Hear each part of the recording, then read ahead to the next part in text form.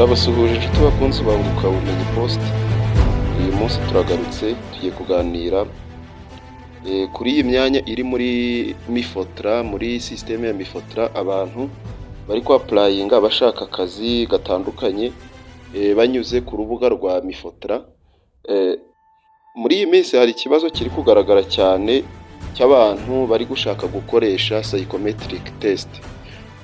Wenda babitewe n'ubumenyi bukeya bafite kuri computer cyangwa se kumenya gukoresha machine. Noneho hakaba n'abandi bantu baba bafite ubwoba bwo kuba batsindwa psychometric, hanyuma bakaba babwira bagenzi babo ngo babakorere. Turaza no kureba ku kibazo cy'abantu baba bafite diplome ariko babona imyanya ijyanye n'ibyo bize bajya ku applyinga bakababwira ko bari not qualified.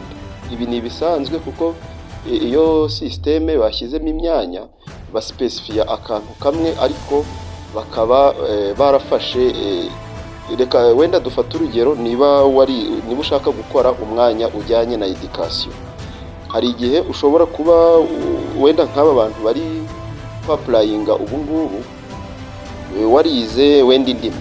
Iyo warize indimi ukaziga uzifatanyije na education, wenda bakaba bavuze bati dukeneye umuntu wo kwigisha icyongereza, English with education.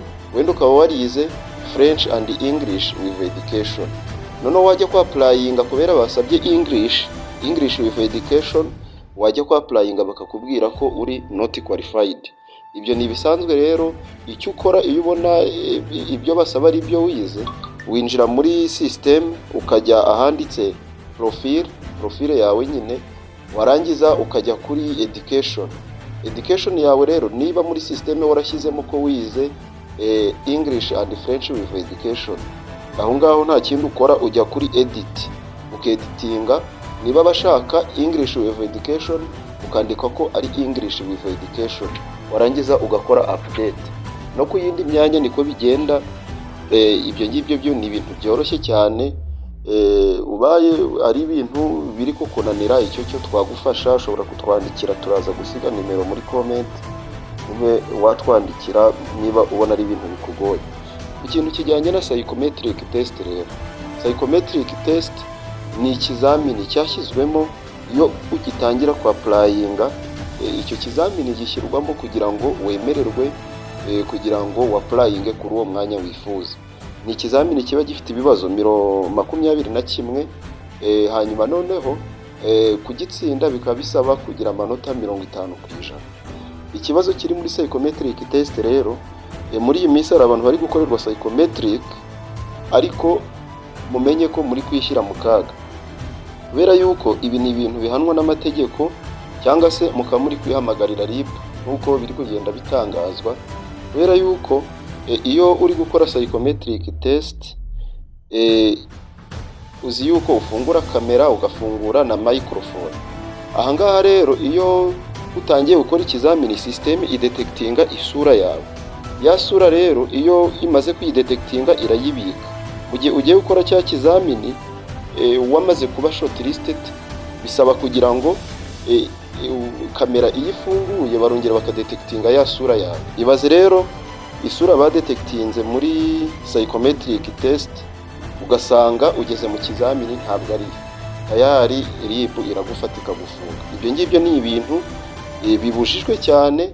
Niba ari psychometric test, ushobora kureba umuntu akakwigisha uko uzayikora, byagera aho gukora akakureka ukikorera, kuko ibi ngibi ni ukwihamagarira amategeko. Hari ikintu babivuzeho rero, inkuru dukesha ikinyamakuru cyitwa hari ikinyamakuru cyatangaje inkuru bavuga yuko baganiriye n'umunyamategeko, hanyuma aza kugira ibyo atangaza bijyanye no kuba wakoresha ikizamini.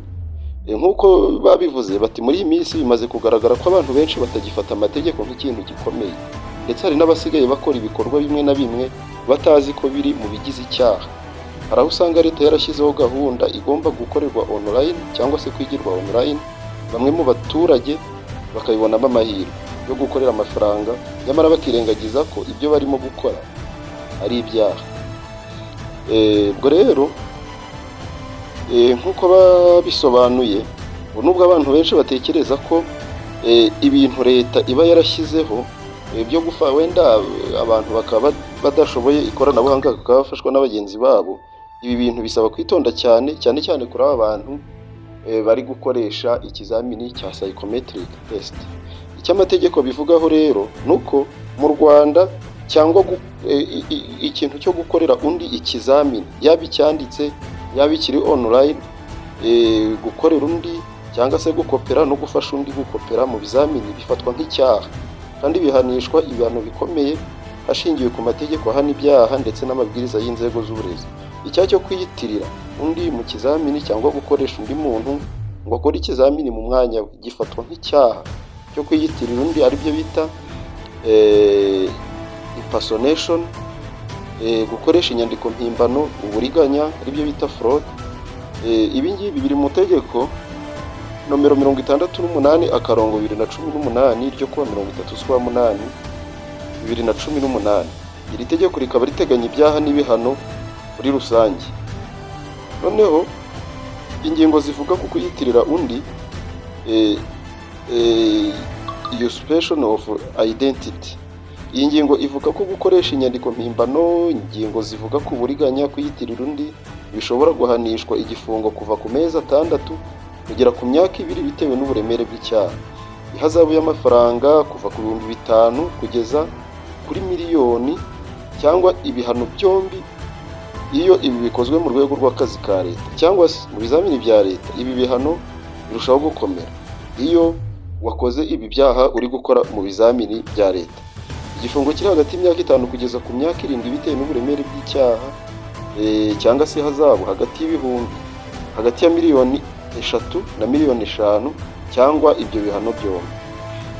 Hari ingingo nyinshi zibivuga. Ikindi, hari igihe ukora ibyo byaha ukaba ikizamini wakoze kikaba cyateshwa agaciro ukirukanwa mu shuri, cyangwa se ikizamini wakoze kugira ngo wemererwe kuzongera gukora ikizamini mu bizamini bya leta ukaba wahanishwa nk'umwaka cyangwa se igihe runaka utongera kwa applying. Murumva ko rero ni ibintu bitoroshye, bisaba kwitonda. Akazi nibyo turagakeneye, ubushomeri ntabwo bumeze nabi, ariko nanone mu rwego rwo kugira ngo twifashe tujye dukora ibintu byemewe n'amategeko, kuko ntabwo wakwitwaza ngo uri umushomeri nurangiza ujye gukora ibyaha usaba abantu ngo bagukorere ikizamini nurangiza ngo uvuge ngo bizakugwa amahoro. Rero yari ibizamini bya leta, REB ifite amabwiriza akomeye abuza. Hari ikintu babuza nk'ibi bizamini bya leta biba byarateguwe na REB cyangwa se NESA, ikintu cyo kwitwaza telefone cyangwa ibikoresho by'ikoranabuhanga, gukopera, guhinduranya ibizamini, gukorera undi. Ibihano bishobora kuba guteshwa agaciro ikizamini cyose, ukaba utakwemererwa gukora ikizamini mu gihe runaka. Urugero nko muri mifotra bajya bavuga ko ari umwaka, noneho ukaba wamenyeshwa RIB ikaba yagufata ikagukurikirana. Ikindi, muri ibizamini by'akazi bya recruitment, ahangaha naho ni ibintu bikomeye cyane. Gukoresha undi muntu cyangwa gukora uburiganya bishobora gutuma ugwa mu cyaha cy'uburiganya, aribyo bita fraud, ruswa, cyangwa se hari igihe uba watanze amafaranga. Ibi byose ni ibyaha rero. Guhimba cyangwa gukoresha inyandiko mpimbano ibiteganywa mu tegeko nomero 54/2018 yo kuwa 13/8/2018 ryo kurwanya ruswa. Muri make rero, gukorera undi ikizamini, kwishyurwa ngo ukorerwe amahugurwa cyangwa gukopera si ibintu byo gufata nk'akantu gato. Ni ibyaha bifite ibihano bikomeye kandi bishobora kugira ingaruka zikomeye ku buzima bw'umuntu, akazi ke ndetse n'ejo hazaza he. Ubwo rero igisabwa ni ukubahiriza amategeko no gukora ibikwiye, kuko nibwo buryo bwiza bwo kwirinda ibibazo no kubaka ubuzima bushingiye ku kuri no ku bunyangamugayo.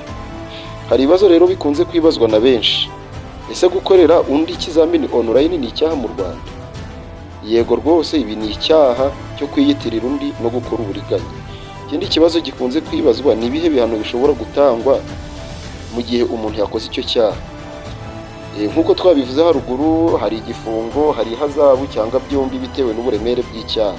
Ikindi gikunze kwibazwa, ese gukopera mu kizamini cya leta bigira ingaruka zihe? Ni ukuvuga ngo iyo ukopeye mu kizamini cya leta, cya kizamini gihita giteshwa agaciro kandi ukaba ushobora kutemererwa gukora ikindi kizamini. Ikindi, kwishyura umuntu ngo agukorere amahugurwa nabyo ni icyaha. Yego bishobora gufatwa nk'uburiganya cyangwa gukoresha inyandiko mpimbano. Noneho icyakorwa kugira ngo wirinde ibi byaha ni ukugira indero, kubaha amategeko no gukora ibizamini cyangwa amahugurwa mu bushobozi bwawe. Rero ikintu tugomba kwirinda cyane muri ibizamini bya leta uko dushaka akazi, hari abantu usanga bari kwandika ku mbuga nkoranyambaga, muze tubafashe, muze mutwishyure, muratwishyura makeya tubakorera ikizamini. Ibintu byitondere cyane, ni ugukoresha ubushobozi bwawe. Wenda ugufasha akakwereka inzira uri bucemo, ariko iyo bigeze mu kizamini ni ukwitonda cyane kuko bihanwa n'amategeko.